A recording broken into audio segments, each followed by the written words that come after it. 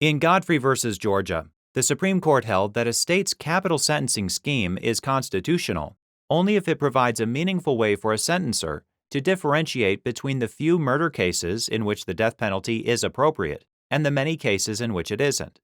States do this by clearly defining the aggravating factors that increase the severity of a murder and make it appropriate for harsher treatment. In Arave v. Creech, the court considered whether Idaho's death penalty scheme met this constitutional requirement. Serial killer Thomas Creech was serving a life sentence in an Idaho prison when another inmate, David Jensen, tried to attack him using a battery-filled sock.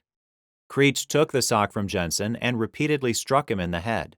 After the sock broke and the batteries fell out, Creech repeatedly kicked the helpless Jensen in the head and throat.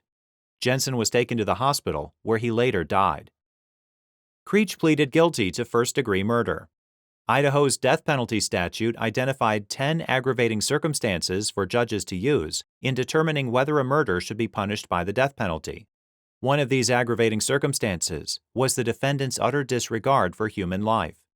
The trial judge noted the gruesome nature of Creech's attack on Jensen and sentenced him to death, based in part on his utter disregard for human life. Creech appealed to the Idaho Supreme Court, arguing that the utter disregard circumstance was unconstitutionally vague. The court affirmed Creech's conviction, reiterating the limiting construction it had adopted in State v. Osborne. In that case, the court construed the phrase utter disregard for human life to refer to a murder committed by a cold-blooded, pitiless slayer. Creech filed a federal habeas petition. The district court denied relief, but the Ninth Circuit reversed. The United States Supreme Court granted cert.